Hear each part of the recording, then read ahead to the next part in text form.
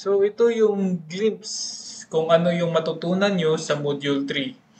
Module 3 is a paid course module.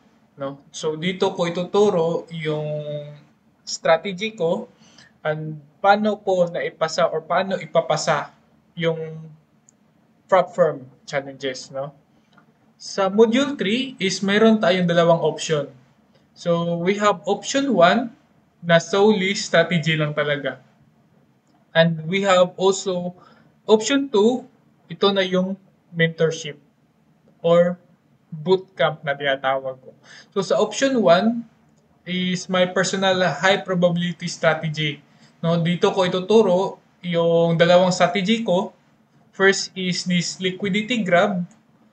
Ito yung para sa mga active traders. Dito ko ituturo yung overview na strategy, yung trade parameters, entry and exit criteria, and also ibibigay ko sa inyo yung 5 taong worth of backtested data and live trade example ko din. And also, we have tough strategy or trade and forget strategy ko. So, ito ay para sa medyo busy and di masyadong nagbababad sa chart, no?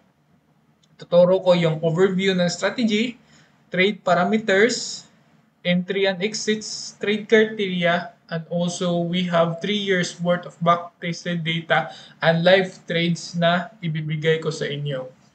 And also, we have the option 2. This is the best option to become a prop farmer. No? So, hindi lang pagiging funded trader yung goal ko sa inyo, pati na rin magiging prop farmer or pina-farm na natin yung mga prop firm. So, ito yung tinatawag kong bootcamp na 90 days mentorship program. So, dito is you will learn also my strategies, no? Sa module 3 na option 1. And then, we have a journal template. So, isi-share ko yung journal template ko na ginagamit ko. And also, AI trade assessment tools. And also, I will share about the account management strategy for prop firm, evaluation, or funded accounts. So, paano natin i-maintain, paano natin ipapasa yung evaluation at i-maintain yung funded accounts natin. And also, I will share about the secrets on how to become a prop funded trader to prop farmer. No? So, hindi yung goal ko nga dito sa mentorship na to or sa bootcamp na to is hindi lang kayo magiging funded trader, pati na rin magiging prop farmer or farmer ng mga prop firm. No? And also, we have an on-call or live coaching access. No? So, either chat or video call 24/7. So, pwede nyo talaga akong i-message directly at i-address natin yung magiging concerns or issue natin. Okay? So, ngayon, ipapakita ko naman sa inyo kung ano yung performance ng mga strategies ko, no? Ano yung backtested results or performance in the previous years, no? So sabi ko nga dito is mayroon tayong 5 years worth of backtested data and also sa top strategy natin is may 3 years naman tayo. So ipapakita ko sa inyo yung performance ng mga strategy natin. So sa liquidity graph is we have backtested results, no? Simula 2020 hanggang 2025. So may data tayo diyan, no? Ito yung nagiging performance niya way back 5 years ago, no? Until this recent year. So as we can see, wala tayong talo diyan, no? Every year is kumikita yung strategy natin. So makikita nyo naman yung graph on each year is pataas talaga. No? So, we have a high percentage or high win rate sa strategy ito, sa strategy na ito alone. We have a 62% win rate on 1:1 R. We have also 47.58% on 1.5 R and 2 R is we have 40%, no? So, makikita natin dito na walang talo yung strategy nito. On each year, nagde-deliver talaga siya.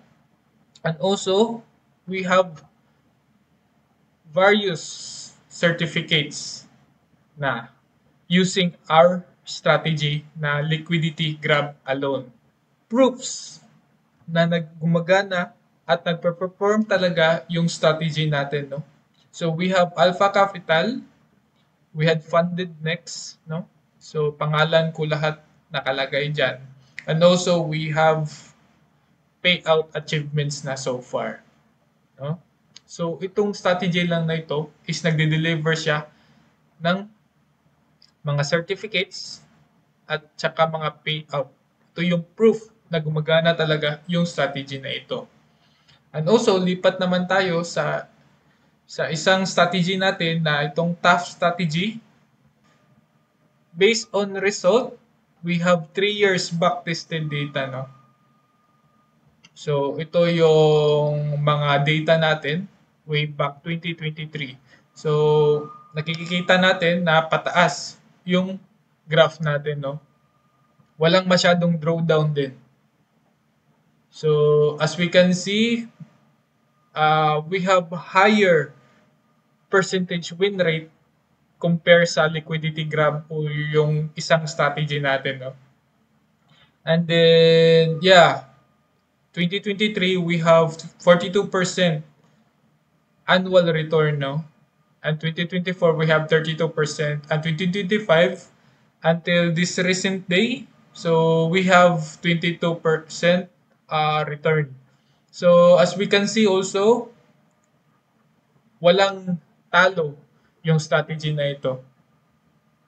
And nag-average siya ng 31% average return year on year. So we will have also the data of 1.5R and 2R. No? And also, this is the recent certificate na na-acquire ko, no, using this TAF strategy. And also we have trade examples, no? So pati ito is ibibigay ko din sa inyo, no? We have plenty of back-tested results here. Okay? So yun. So ito yung private videos natin, no? So nakaka-access lang nito is yung mga members ko. So ito from MT5 TradingView and FX Replay tutorial.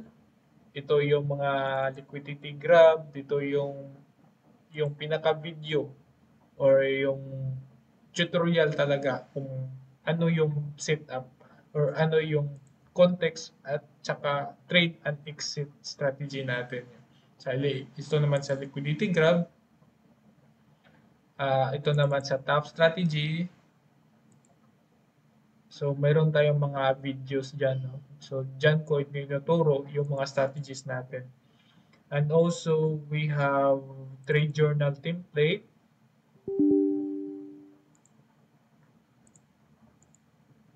And ito yung back-tested results natin na pinakita ko sa inyo kanina. Okay? Hindi pala makita. Pero yun yung nakita yung Excel at saka mga back-tested results kanina. If interested ka sa Module 3 natin, you can direct message me at my Facebook account, no? So kung member ka ng FX Chad PH na GC sa Messenger, so yeah, you can message me there. And if nasa YouTube ka or saan mo man nakita ito, you can message me directly at my page. So, see you there.